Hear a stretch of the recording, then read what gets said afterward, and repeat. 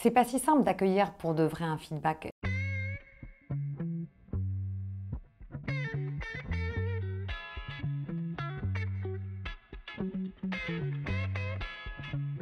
Je vais vous donner quelques exemples j'ai tendance à être très enthousiaste, donc vouloir faire beaucoup de choses. Et je me souviens qu'en janvier 2021, j'avais mis beaucoup de réunions stratégiques avec mes équipes sur plein de thèmes.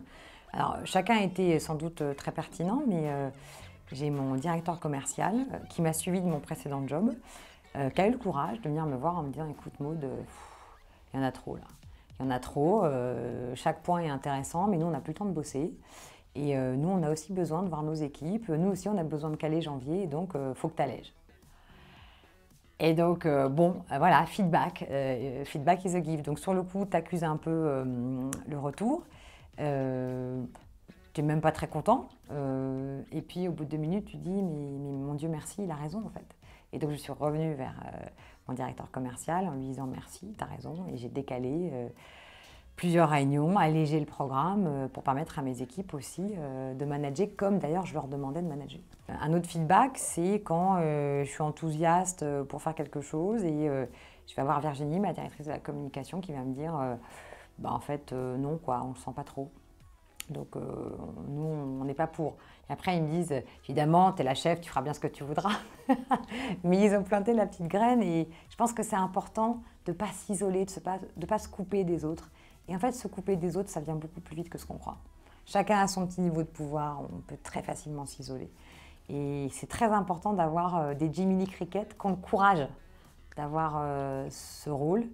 Et nous, en tant que manager, il faut qu'on préserve cet espace de parole pour que quelqu'un puisse nous dire écoute, là, je ne crois pas que ce soit une bonne idée du tout, tu fais ce que tu veux, je t'aurais prévenu, mais là, non, quoi.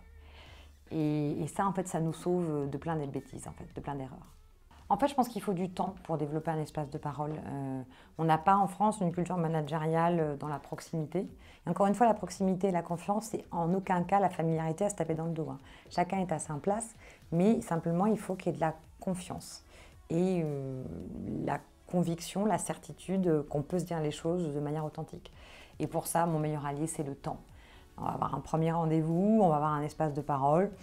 C'est plutôt positif, mais les gens sont prudents et ils se protègent et c'est bien normal. 2 fois, 3 fois, passer du temps de qualité, associer vraiment les gens à des décisions stratégiques, raconter aussi un peu comment on fonctionne, solliciter le feedback aussi, ça se demande.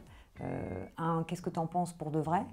En écoutant la réponse jusqu'au bout, c'est le début de l'instauration d'un territoire de parole.